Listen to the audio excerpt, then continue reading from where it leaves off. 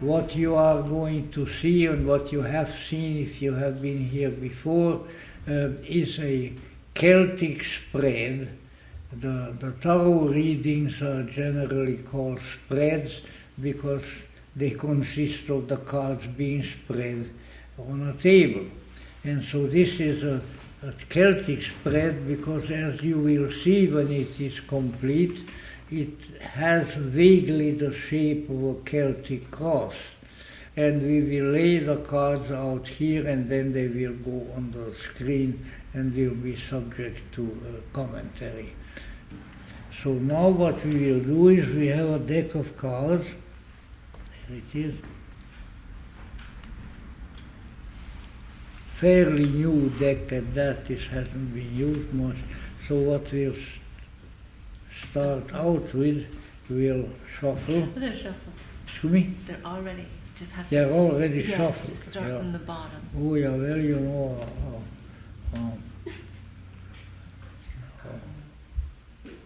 an experienced shuffler will not yield the shuffling to anybody else. So there we are. We will go on. All right, the Queen of Wands was the significator last time. The significator, who goes in the middle of the spreading, is of very great importance because it indicates the overall psychological activity in the person, or in this case the country that we are reading for, and therefore it in many ways the significator card really flows through the entire structure of the Celtic cross that we are laying out. So it was and is the Queen of Wands, which is a very good card, and it usually indicates benevolence and goodness and kindness and charity for the spread that we are laying. Now, then there is the card that covers the significator, the covering card, which indicates sort of on a much more practical and lower level the psychological involvement, the state of mind. And the Nine of Cups signifies having a party and partaking of beverages which are strong in nature and things of that sort. So it's a little bit of an allusion to the fact that in times that are difficult and times that are full of antagonism and ill feelings for each other for political reasons, in such times it is perhaps useful, or at least it will be considered useful, for the populace to engage in enjoyable activities in order to ameliorate the ill effect of the times that we are living. So we need to keep in mind that this is a time when people are more likely to have a party, more likely to do some drinking, all of these things, because with these devices they wish to counteract the nefarious psychological forces which are about to land and which make life in this present age bearable. So when it is covered with that, and this is a factor we need to consider. So in any event, that is the covering card, which indicates something important in the general condition of the country and of the people therein. Now we have to have the crossing card, don't we? Yeah. The crossing card consists of the Queen of Pentacles. Now the Queen of Pentacles is a very important card, but it is probably its primary emphasis is that of material conditions and material goods and perhaps even money. So that crosses up the Nine of Cups with her concerns.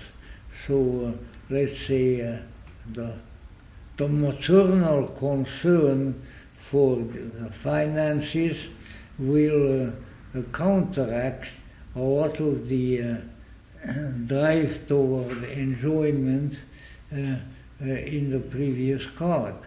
So that might introduce a balancing factor, and so it's not a bad thing to have a lady of the house who watches the pennies a little bit and will not allow them to be expanded in too many fancy bottles with fancy substances in them.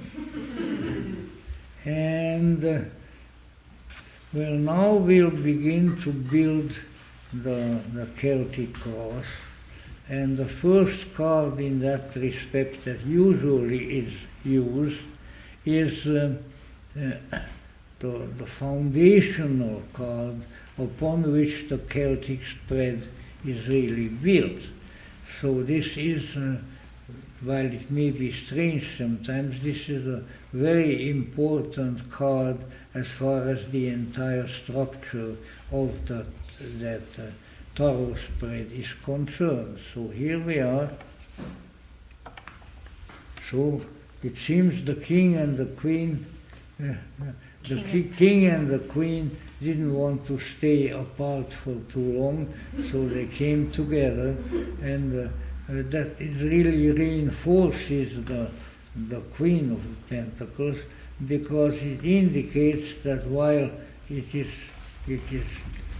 certainly possible have a sort of a period of wild seeking of fun in such cases, the lady already appeared and now the gentleman has come also. So let's say both the more sober and more work-oriented sort of masculine emphasis is likely to be active in this year, but also the one that may guard the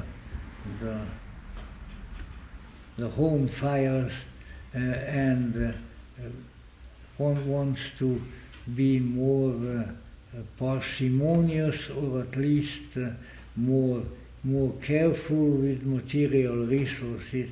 Both of these have to do with material resources, because the suit of Pentacles does that.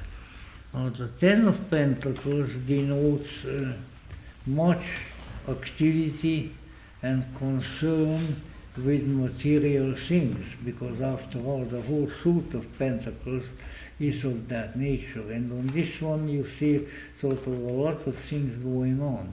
So obviously with the economic difficulties that we are experiencing from time to time, and various other factors, let's say the concern for material goods, for the presence of material goods will be strong, and will certainly be of interest to a lot of people. So therefore, if you people offer you a real lucrative employment, and you say, no, I don't really want that, because I don't want a good job. If you ever find somebody with such statements, then you have to go on. And this is, so we need to be aware of the fact that material opportunities will be present, and they have to be evaluated personally and individually by the people, and not to take into account all kinds of theoretical considerations which usually don't work out anyhow. All right, we'll continue with that. All right, on this side is a little more action, but all these pentacles, my God, well, what can you do in a country that is forever worried about inflation and things of that sort? So now we have come in the position of possible future developments, and to call to our attention a Knight of Pentacles. So there you have a horse in the picture. A horse is a horse is a horse, of course, as you may recall from past times. So there is more mobility, and in some ways perhaps even more humanity in a horse riding person in this position than it would be otherwise. So I think what we need to keep in mind mobility, not being stuck in our place and in our position, but to see that if we get on our spiritual horse, then we will get to places, and that we should avail ourselves of such modalities which will carry us forward instead of being stuck in one place or in one position. So that is for the near future. Now we have come to the swords. This is not a very pleasant card, because it is the Seven of Swords. And the Seven of Swords shows possibly a warrior in the war who is sneaking off from the place where the soldiers are quartered, sneaking off but carrying a whole bunch of swords with him. So in a way it denotes secretive activities, and activities that may not be always very popular and legal. So I remember one, tarot readers and people like that are big gabbers, and so they remember the one past reading which really came off good, and then they talk about it. And so that's what I'm saying. There was a couple in the early days of my tarot career who came, and I got this card as their principal description of their life. And what it amounted to, as they got up from their chairs, I could see that the lady was really angry. And I said, well, what did they do? I just had a what is this? Seven of Swords. But what it turned out later on when they contacted me, that the gentleman was siphoning funds away from the family's concerns, and he was somewhat of a gambler, and therefore this card was appropriate. Look out for the somewhat shady dealings of one of the people, because it's not going to redound to your benefit. So it is here. Now, how do we place that into our Celtic Cross here? Well, and that is that is in the foundation of things, which would mean that it would be advisable for people in governments and people in various public offices and so forth to conduct their business in a safe and sound and honest manner, because activities of dishonest nature are likely to appear and likely to be prosecuted, and thereby causing difficulties to individual people. If you are not sneaking off the camp with a bunch of swords, if you're just carrying your own sword and looking out for your own conditions, then you are all right. But if you are about to undertake some of the more sneaky things, then you better watch out so that your activities do not come to the surface too powerfully and too soon. All right. So what do we have here? We have the fool. Now the Tarot fool is a very special person, and the card does not inevitably indicate what the symbolism seems to give us.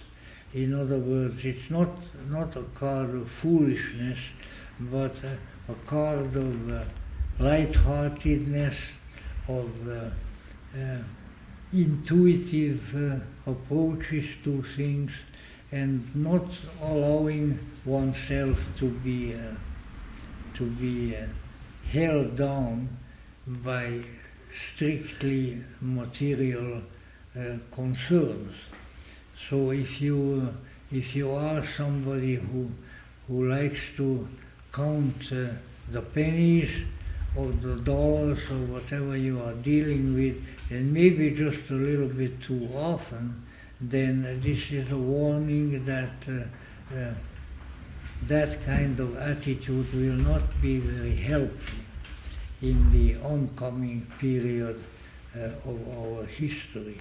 So be a little more daring, and it's a curious combination of characteristics.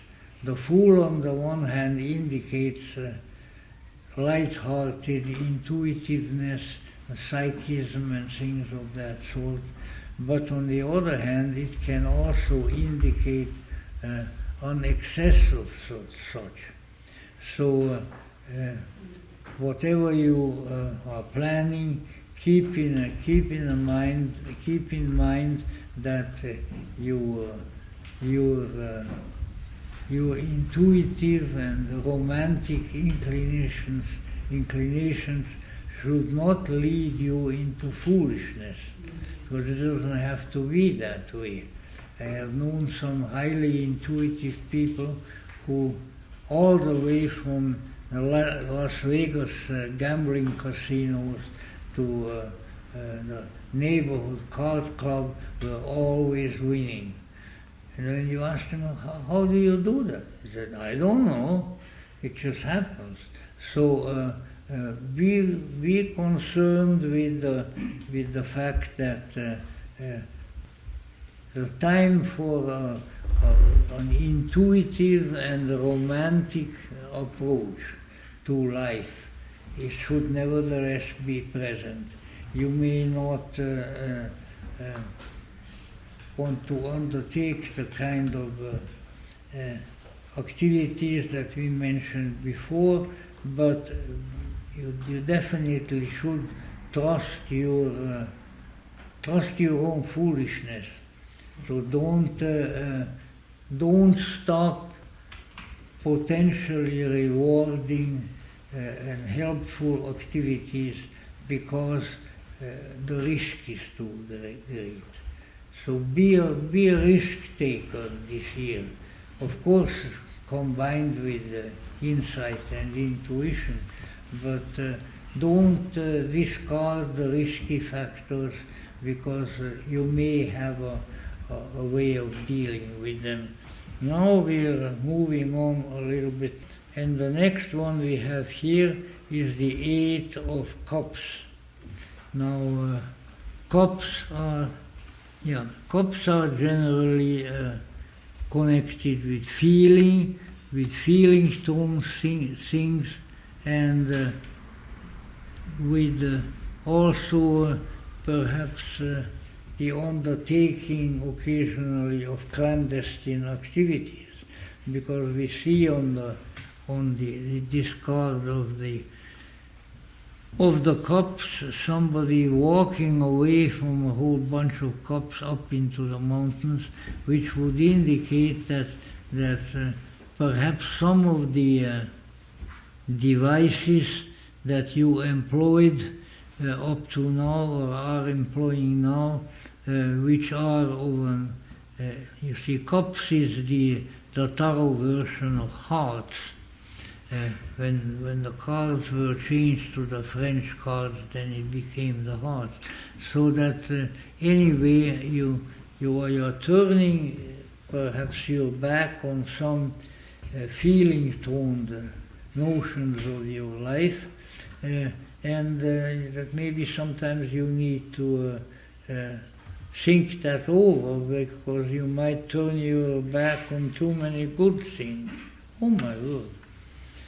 So the next one in the same column will be Seven of Cups. Now, the cups are always connected with feeling, with sentiment, with an emotional motive behind one's activities.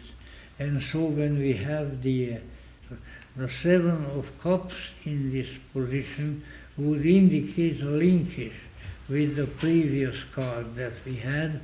So anyway, we all have a fool in our nature, and you know what, at times it's quite pleasant to be the fool. So don't neglect your foolish impulses, but at the same time maybe try to balance them with a little bit of wisdom and practicality at times, which has been a difficult task all one's life, as I well know. So what we have here, we have the vision of strange impressions and strange visions, strange feelings that may arise, and that they ought to be paid attention to, but not necessarily should one follow their dictates. So it's when all the cups appear in the etheric chamber around you, then look at them a little bit with a critical eye too, because otherwise they may deceive you, which of course often happens. But let's say any things of that sort, intuitive approaches, little bit of self-centeredness, and an involvement in strange and mysterious things is likely to be present, and therefore one's sense of judgment should not be forgotten, but brought into the picture. Oh, all right. Well, the next card in this column is the King of Cups, which is actually quite interesting, because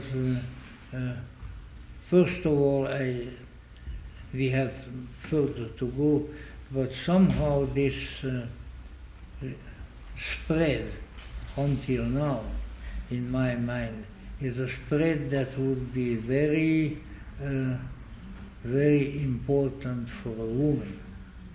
Now, if it's not a woman who started the spread, then maybe there is a need for a feminine aspect and a feminine component to successfully continue with this life. But here we have the King of Cups, which would indicate that one should get hold of one's feeling nature. Don't let your feelings run away with you. Pay attention to them, however. It's not a need that you need to repress your feelings, but do consider them when they come and see whether they are leading you to the right place.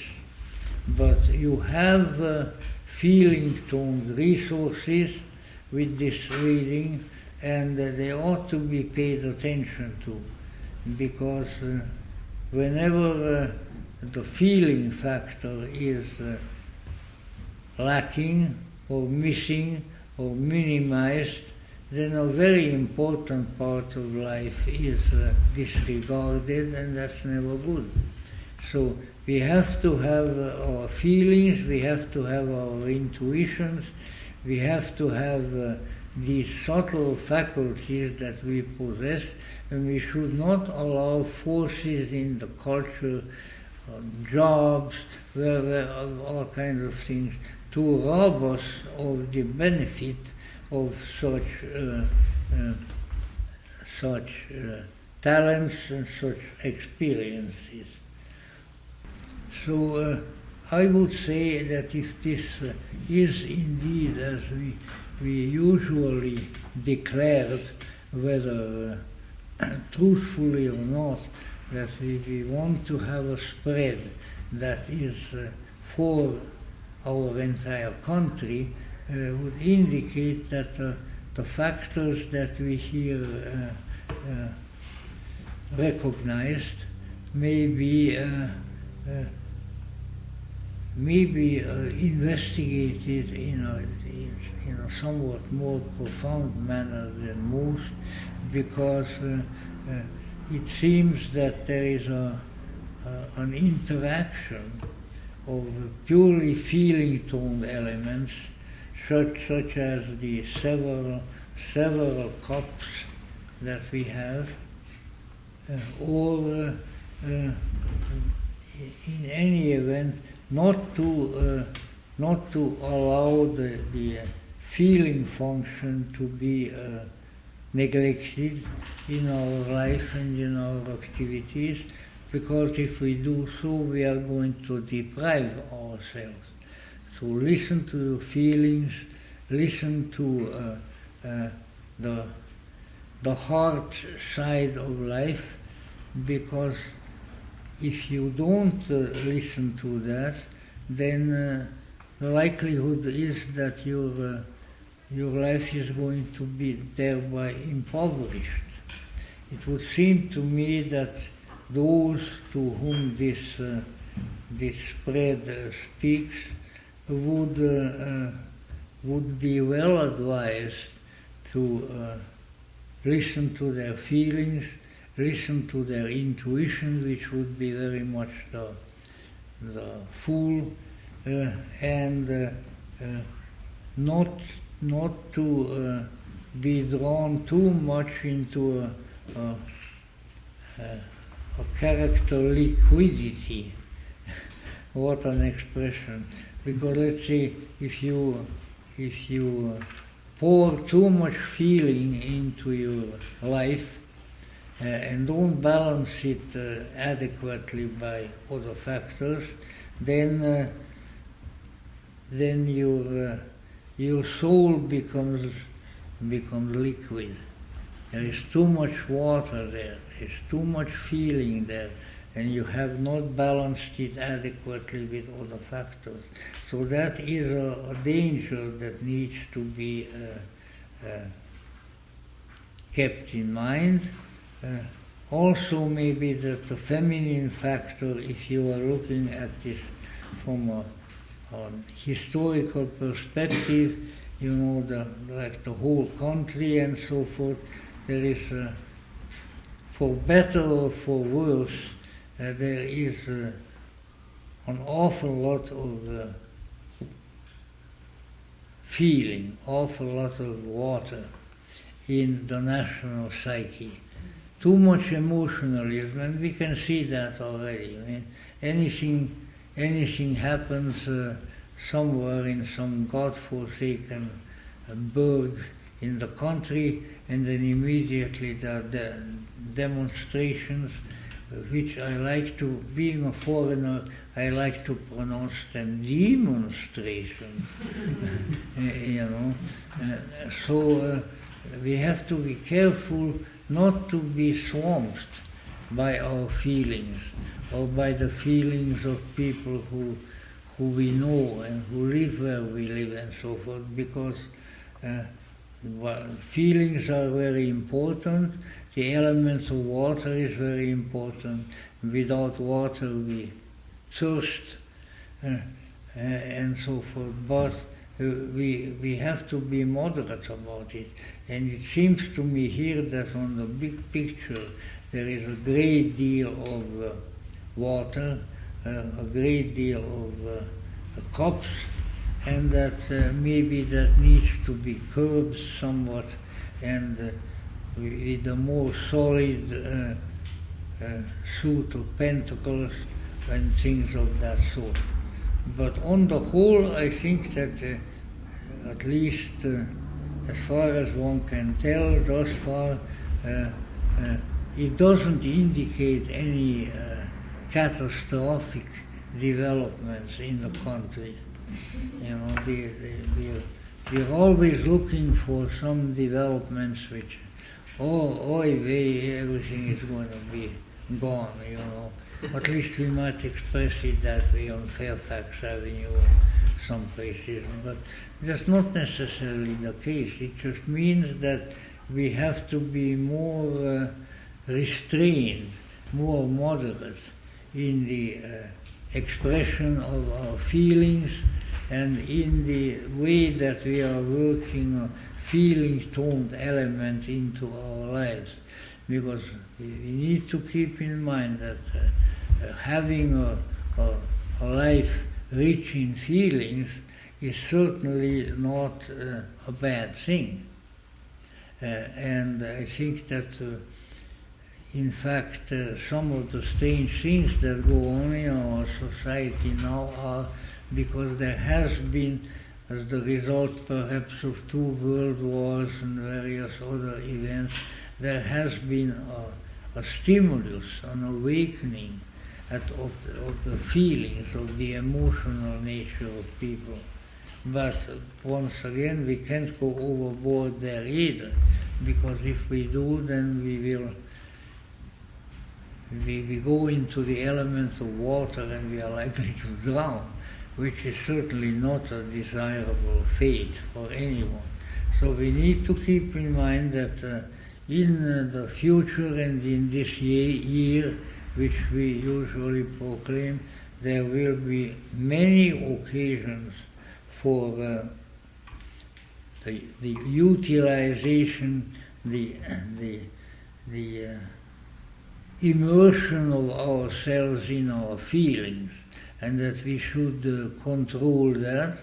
And I never advocate an unfeeling life, but I feel that the feeling function is a very important function of consciousness, and that we should listen to it. It doesn't mean it should guide us, because then we become sentimental fools, which is not a category of humanity that is unknown to us. You know, but we need to try to balance the various functions of consciousness, and that would have a good deal to do with it. So now I think that on the whole, if this is for the entire country, it's a mixed bag. Some of our past readings last year, the year before, were almost unbalanced in their attention to intuition, to and to feelings and things of that sort, and that maybe now we are coming down to a plateau in the national psyche where we need to keep in mind feeling-tone elements and others, and also the material factor and the sharpness of our intellect and so forth, because only by such balances will we come out winners in the great battle of life. If we disregard that principle of balance, then things are not going to go very well with us. Now, it's been a while and many things have happened since a year ago when we were here together. And not also old age does creep up on one's memory, and this would not be short term, would be the entire year, but I don't really remember whether such factors arose last year, and if they arose, how we handled them. But there is definitely a need for a more balanced and more conscious life at the psychic level than perhaps most people have been leading. And certainly our politics indicates it, and of course that is always the field that is replete with fools. So don't feel singled out that it's happening to us now. It's always there. But in any event, these factors need to be kept in mind, balance and recourse to intuition and a restraint in the expression of the pretty powerful feeling function here may be important. Now I will open the forum now, as we often do. If these and similar factors that may have come up, oh my God, somebody is blinking with a big blinker. Now it has stopped. All right. So any event, if you have any questions or considerations that obviously could not all have been included and which you want to include, then please do so, because this would be the time for it.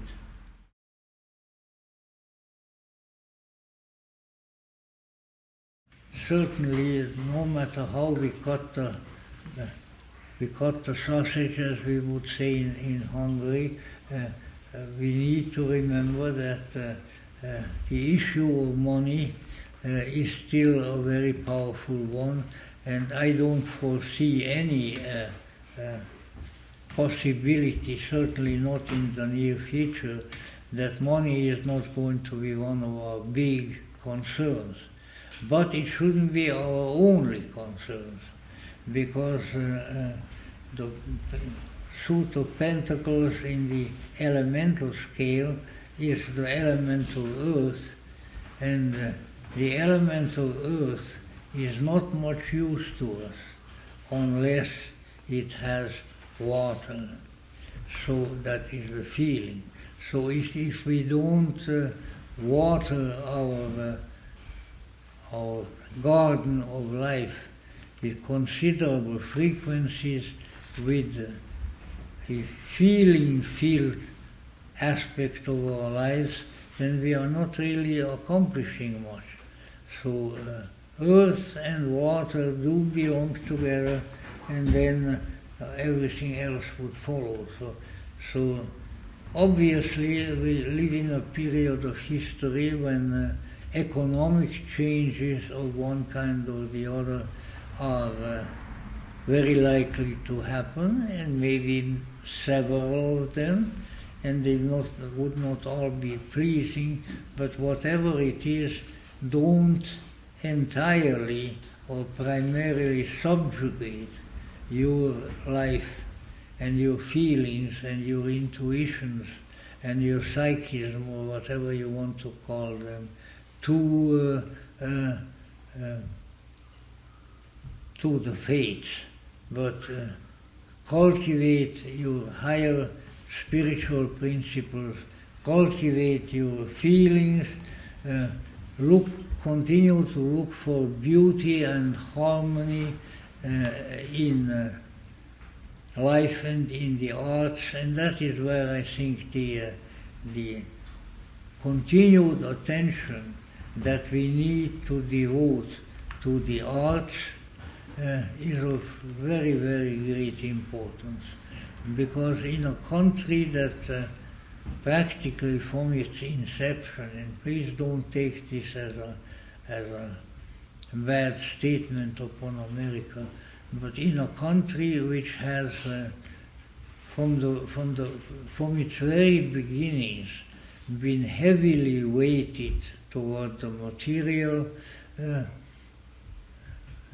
plane, we need to be aware of the need to introduce other factors, artistic, beauty, refinement, art and things of that sort to counterbalance that.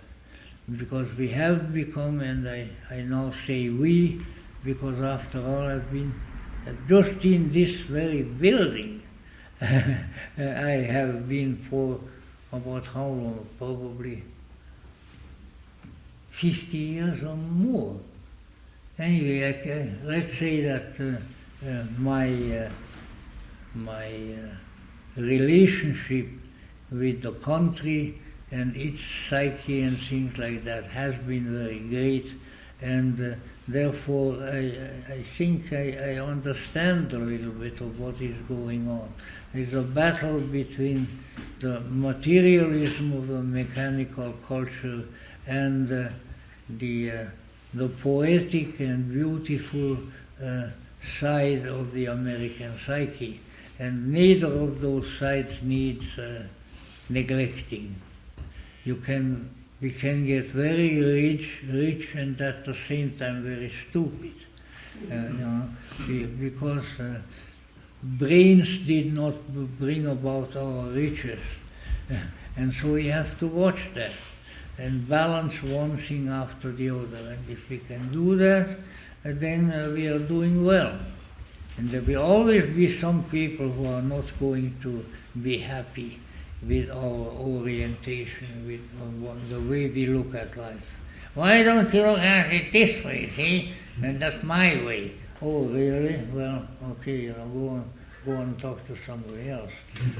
But it is important that we are aware of a sense of balance between the various interests and pursuits in life, and thereby continue to expand our own consciousness and become more and more balanced in our intelligence. Let's say I have had the opportunity to study the psyche of this land. Whether I have always been successful in utilizing such opportunities is another question, but I had the opportunity, for which I am grateful, because if I had not come to the United States and not had the experiences here, and especially a lot of the good experiences, right in this place, right in this house and in this room. Here is where the most supportive, the most kind, and the most wise people, my theosophical brothers and sisters, got hold of me and facilitated my life and my understanding, perhaps for all times to come.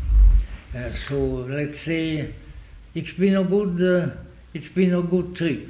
Now I don't say that there haven't been bad points. Certainly And they come up really when you get old. You remember the times when life has been kicking you, when you lost your head, and various other things. It can be very difficult, but if you keep a balance so that was not all my life, so those were unfortunate times, but others have surely compensated for it, and I'll keep on going. That is the important way. Because we haven't come in this world to be mourning about the past. And we have not come into this world to pardon the expression, especially for my dog-loving friend, we haven't come in this world to bitch about the future. We have come here to keep going, and in the going do as much good, acceptable, kindly deeds as we can perform. If we can do that, if we feel that we have balanced the nastiness on the one part of the scale with the goodness on the other, and that we haven't given in to the dark side of life, then we have done well. Because there is too much of the other going on, and we should look at that. No matter how irritated, how badly treated we may feel by life and by history, don't give in to that. Behind every stone that has been thrown at us, there lies a beautiful treasure for us to pick up and to utilize. Because life may, as Victor Hugo said, life begins with the twilight, but it closes with the dawn. As I'm bringing in maybe the concerns of my own life, I look forward to the dawn. I'm not afraid of it. I have done what I could, and I'm still doing what I can. I was going to ask about Lady Liberty. Oh yes. Well, of course, that is one of the earliest and most powerful archetypes of the United States is Lady Liberty, which, interestingly enough, came to us from France. And, my feelings, are there any French people here? Because otherwise they might beat me up for what I'm about to say. Well, maybe not. Because I do think that maybe a significant portion of the soul of La Belle France came over here when that big statue came here and was erected. Maybe there isn't enough of it left in France. Maybe that's something that needs to be considered. And therefore, we should value the archetype of freedom that has been sent to us, but we should also consider to exercise our own moral judgment about how we should comport ourselves and how we should or should not follow the example of various countries that have grown great but have also brought great difficulties into the world. So, it's either way, but life opens with the twilight and closes with the dawn. There is something still coming. No matter how old you are, no matter what experiences you went through, no matter how many dead people you walked over to get from one house to another. But the important thing is that you hold to the eternal things, and they will pull you along, they will bring you along, and they will bring to you a future even more rich, even more rewarding, even more supportive than you may have experienced. So here I am the preacher again, you know, but that's another thing that you can't kind of drive out of yourself. Well, the solution of contrasts and things of this sort is one that must be accomplished psychologically. And so I think there is a need for the general populace of the United States to come to a condition wherein such balancing can occur and where the extremes will not swallow up our potential. Because I always, so many years when I was here in the United States, I always thought, well, you know, the Americans, they're sort of a variety of phlegmatic Englishmen. And that maybe things ought to be changed, and that was probably not a very correct assessment. But I think that some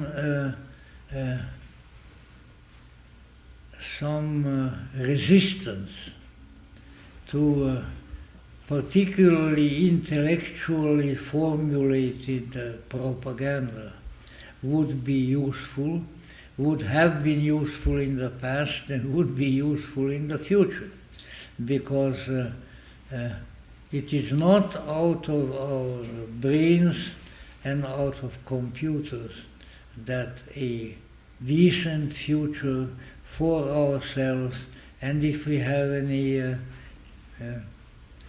children, for them will come, but from a spiritual balance of a more alchemical character. So if indeed you hinted at that, then I agree with you. If you didn't say it, then I didn't agree with you. But I think that a balancing of the national psyche in the direction of more subtle things, and a greater appreciation of beauty and of art and of generally the intuitively helpful things is a great necessity, and if pursued will bear fruits. But unfortunately our one-sidedness of character drives us always further and further into purely or almost exclusively intellectual paths. And the solution to our problems is not in the intellect, and certainly not in technology, but it is in reality beyond technology. And unless that is discovered in a wider scale, then things are not going to go very well. But the potential is here, because people can change and they can orient themselves in ways which they may not have employed before, and then things can come out fairly well. So never give up, never despair, and keep on putting one foot in front of the other. You know, that's always it. And we have seen great and magnificent countries and cultures just fall to the ground in World War I and World War II, and the coming of Hitler and the coming of the bloodthirsty monsters in Moscow. We didn't pay any attention to balance. We didn't pay any attention for the forces to meet each other to come to a balanced condition, and that is definitely something that would be very useful if we paid attention to. Well, of course, that question has been with us since the beginning of time, and if we were able to take a spaceship maybe to ancient Babylon, we would see it there. That's about as far as I am willing to go, especially since I had all kinds of dreams, not within the last few weeks about Babylon here. But let's say in order to have a balanced vision and in order to develop a mature philosophy of life, we have to mature ourselves, we have to balance ourselves, we have to draw the necessary conclusions from the experiences of our life. Otherwise, what have we been here for? If we have not drawn any significant conclusions. And these sorts of things, when the conditions, spiritual forces are laid out for us on a table of cards or so, should be an inducement toward that.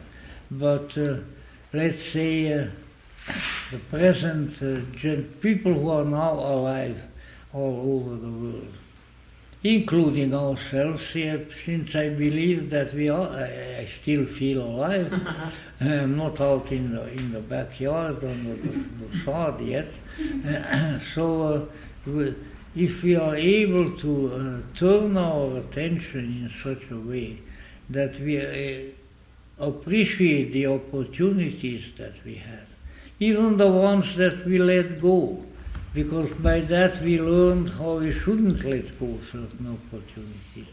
The more we can bring things of that sort into consciousness, the better off we will be, and we will be able to pass on a little of that to others as well.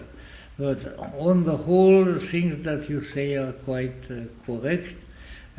But I would also say that we have Americans accomplished a great deal, and more of it can be accomplished as long as there is goodwill. And that when we have an opportunity of a few minutes a day or something, then close your eyes and say, what about my will? Is it for good things? Is it for improvement, not only of myself or my financial status? It's too late for that. If you haven't made any money by the time you're 94 years old, forget it.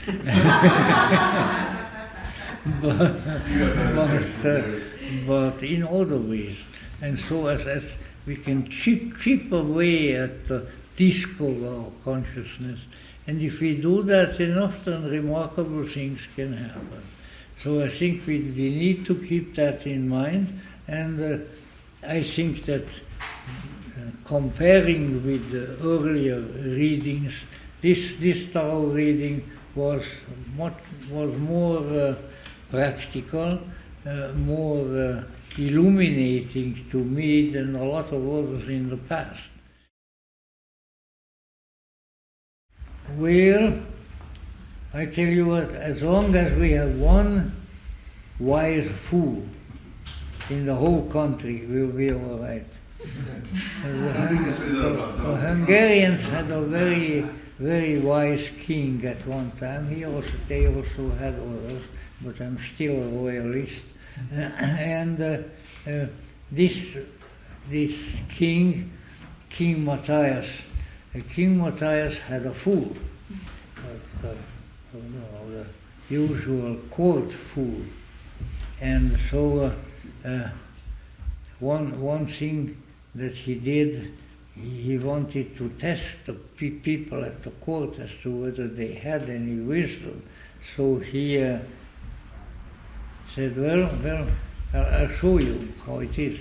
So he threw himself down in the middle of the big hall of the court in ancient Budapest, and he twitched like anybody with a twitching disease, and the people all ran together, all the nobles at the court. What's the matter with him? What's the matter with him?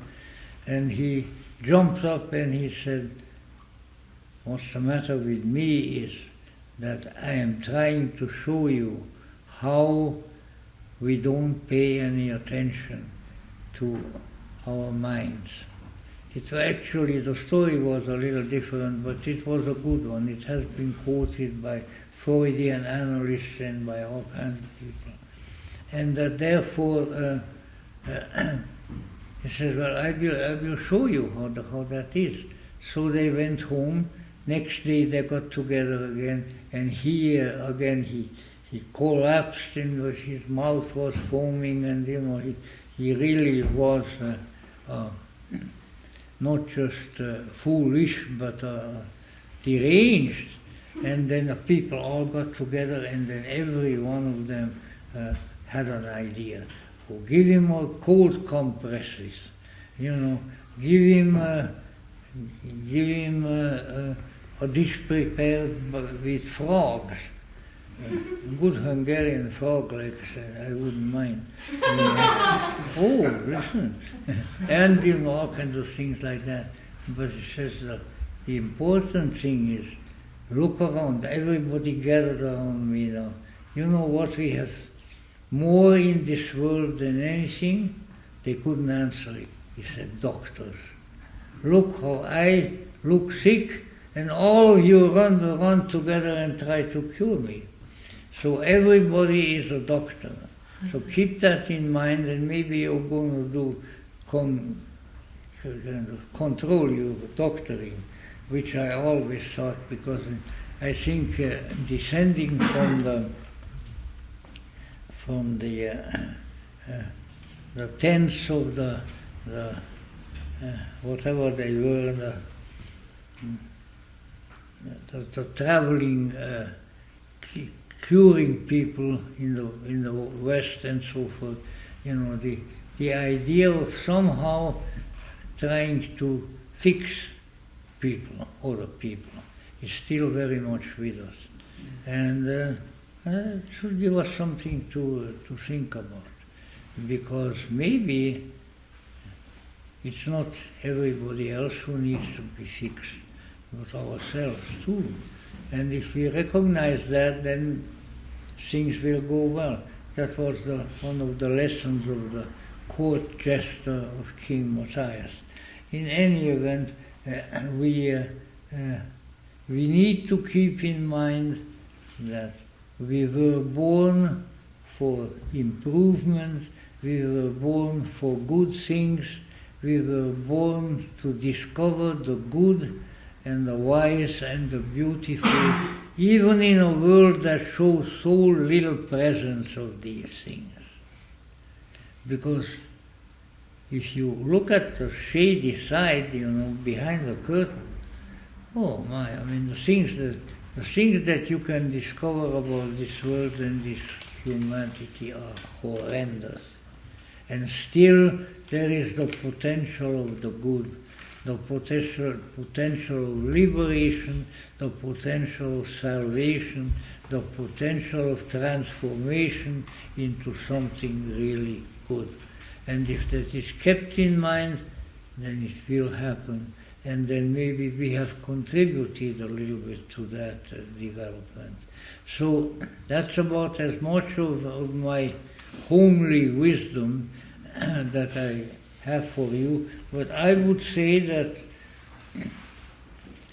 on the level of the tarot, this is a basic reading that shows that things are developing, and that probably at the end of this year, if we are still here, or whatever the case may be, that it indicates a movement, although maybe a little bit not as fast and as we would like it to, but a movement toward the good, a movement toward wisdom and knowledge, and a movement toward good deeds whereby things are being improved. So I hope that we will have the grace to follow that, and if you have anything else that you would like to, I'd be happy to talk to you in person as well, as you know, and I hope that this hasn't been a disappointment to you. Okie doke, thank you.